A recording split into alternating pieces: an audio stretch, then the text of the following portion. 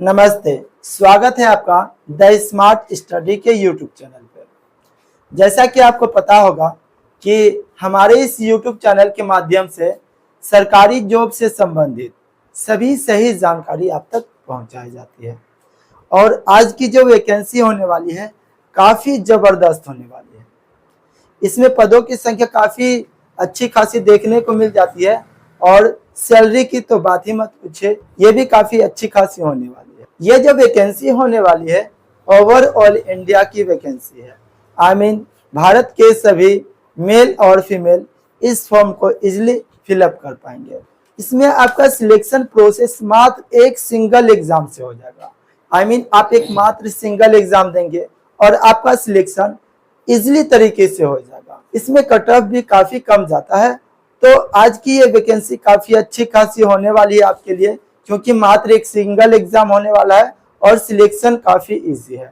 तो चलिए जानते हैं कि आज की कौन सी वैकेंसी है और किस विभाग से ये वैकेंसी निकल के आई है। जैसा कि आपको पता होगा कि भारत और पाकिस्तान के बीच युद्ध शुरू हो चुका है। इसी बीच भारत सरकार 16 नई बटालियन में 17,000 से अधिक पदों पर भर्ती करने की घोषणा की है। इसका सिलेक्शन प्रोसेस क्या रहने वाला है, सिलेबस क्या रहेगा, क्वालिफिकेशन कितनी है और एज लिमिट इसमें कितनी रहने वाली है, सभी बातें आज की इस वीडियो में जानेंगे। तो चलिए बिना किसी डिले के करते हैं वीडियो को स्टार्ट। तो फाइनली यहाँ पे न्यूज़पेपर के माध्यम से भी आप देख सकते हैं दिया गया है बीएसएफ में 17,000 से अधिक भर्तियों की तैयारी, 16 नई बटालियन का होगा गठन। पाकिस्तान से तनाव के बीच सरकार कर रही है प्लानिंग, यानी बीएसएफ में 17,000 से अधिक भर्तियों के लिए सरकार प्लानिंग कर रही है इस भर्ती को निकालने की। यहाँ पे देख सकते हैं सभी अखबारों में दिया गया है, जैसे नव भारत, हिंदुस्तान और आज तक, ये सभी में यही दिया गया है। बहुत सारे न्यूज़पेपर यहाँ पे निकल के आ चुकी है। तो चलिए बाकी की जानकारी आपको वीडियो में देते हैं। तो ये जो वैकेंसी होने वाली है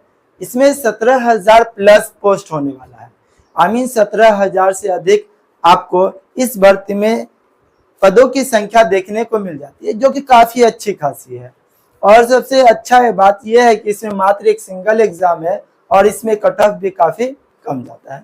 तो आज की जो वैकेंसी निकल के आई है वो विभाग का नाम क्या है, किस विभाग से ये वैकेंसी निकल के आई है? ये वैकेंसी बीएसएफ की तरफ से निकल के आई है। तो ये वैकेंसी बीएसएफ की न्यू भर्ती है, 2025 की बीएसएफ की भर्ती होने वाली है। बीएसएफ का मतलब होता है border security force.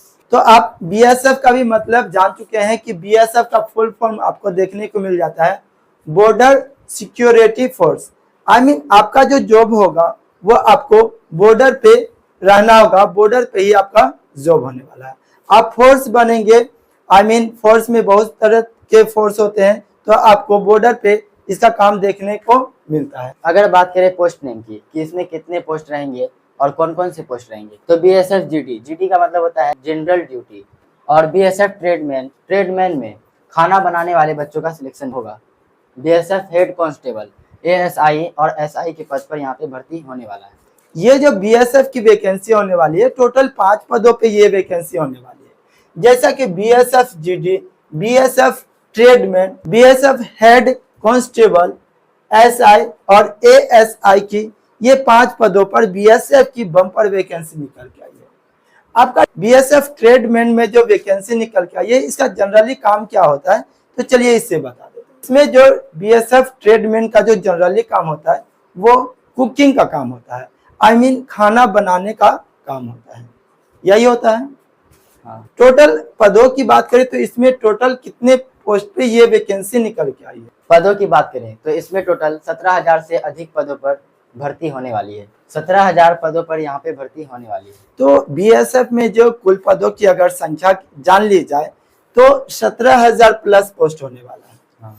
Age limit की अगर गणना की जाए कि एज लिमिट आपका बीएसएफ जीडी के लिए क्या रहने वाला है, तो इसे देख लेते हैं, और अदर के लिए क्या रहने वाला है इसे भी देख लेते हैं। तो एज लिमिट की बात करें तो एज लिमिट इसमें क्या रहने वाला है? एज लिमिट की बात करें तो बीएसएफ जीडी के लिए 18 वर्ष से 23 वर्ष इसमें एज लिमिट रहने वाला है। वहीं छूट की बात करें तो ओबीसी को 3 वर्ष का और एससी एसटी को 5 वर्ष का इसमें छूट मिलने वाला है। तो आई होप आपको क्लियर हो गया होगा कि एज लिमिट जो इसमें रहने वाला है बीएसएफ जीडी के लिए 18 से 23 वर्ष। और अगर एज रिलैक्सेशन की बात करें, एज में छूट की बात करें, तो एज में आपको छूट ओबीसी को 3 वर्ष का छूट देखने को मिल जाता है और वहीं SC ST को 5 वर्ष का छूट देखने को मिल जाता है। बात कर लेते हैं अदर पोस्ट के लिए। अदर पोस्ट के लिए एज लिमिट क्या रहने वाला है, तो अदर पोस्ट के लिए एज लिमिट आपका 18 से 25 वर्ष रहने वाला है।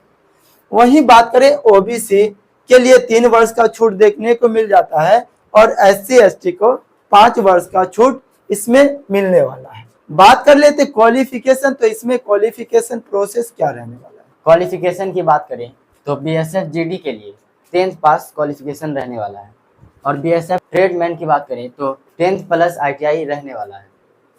BSF हेड कांस्टेबल की बात करें तो उसमें 12th पास प्लस आपको टाइपिंग आना चाहिए। सो ये आपका क्वालिफिकेशन रहने वाला है। आई होप आपको पूरी अच्छी तरह से समझ में आ गई होगी। क्वालिफिकेशन BSF GD के लिए 10th पास और BSF ट्रेडमैन के लिए 10th plus ITI। I mean अब यदि आप BSF ट्रेडमैन के लिए फॉर्म फिलअप करते हैं तो 10th के साथ साथ आपका ITI भी होना अनिवार्य है। वहीं BSF हेड कांस्टेबल की बात करें, आप 12 किसी भी सब्जेक्ट से किए हो, I mean science arts commerce कोई भी हो, कोई मतलब नहीं, साथ में इसका टाइपिंग भी चाहिए। I mean BSF head constable के लिए 12वीं पास होना चाहिए और साथ ही टाइपिंग आपको आना चाहिए। वहीं बात कर लेते हैं, अगर देख लेते हैं सिलेक्शन प्रोसेस, तो इसका सिलेक्शन प्रोसेस इसमें क्या रहने वाला है।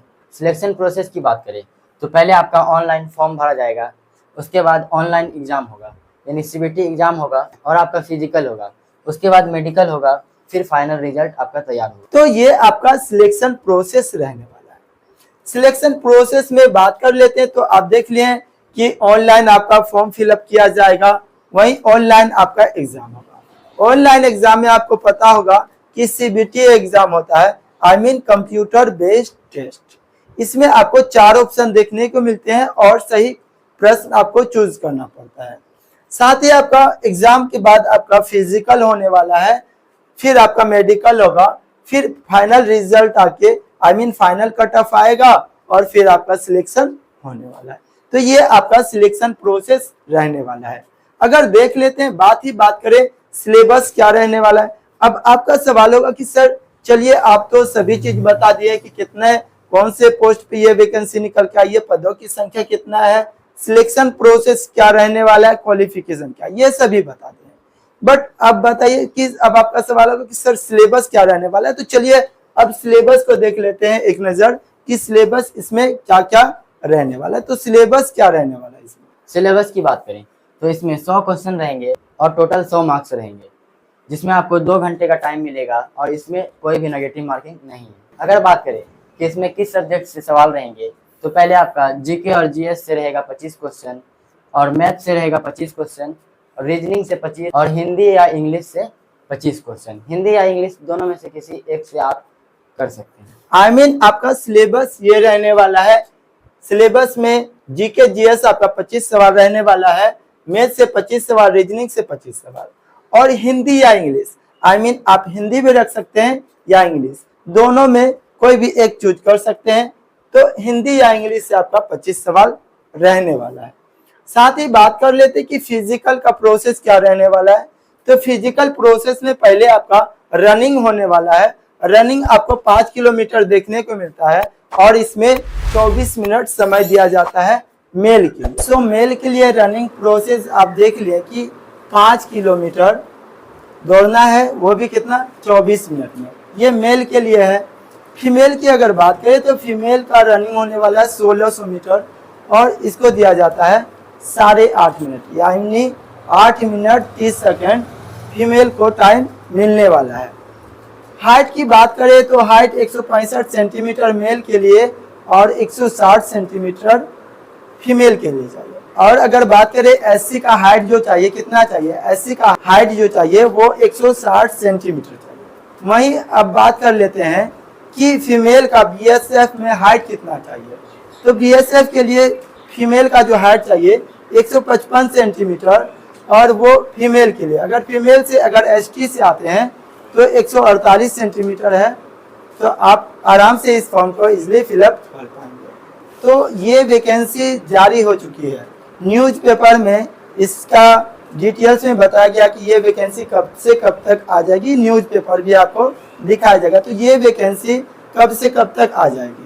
इस वैकेंसी को आने में कम से कम 6 से 8 महीने का समय लग सकता है। तो ये वैकेंसी को आने में अभी टाइम है, 6 से 8 मंथ लग जाएगा। तब तक आपका एक फ़ायदा इसमें हो जाता है क्या कि आप इस तैयारी को बेहतर तरीके से कर सकते हैं। 8 महीना आपको तैयारी करने का एक्स्ट्रा टाइम मिल जाता है, तो आप बेहतर तरीके से तैयारी कीजिए और जैसे ही फॉर्म आता है तो फॉर्म आप फिलअप कर दीजिए। आई होप अब आपका कोई भी सवाल नहीं होगा।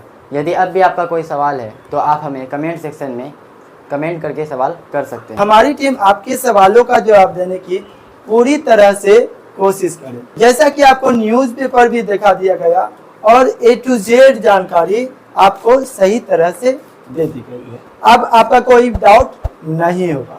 सो अब आपसे मिलते हैं अगले वीडियो में कुछ नई जबरदस्त वैकेंसी के साथ। तब तक आप अपना ख्याल रखिएगा। Bye bye. Take care.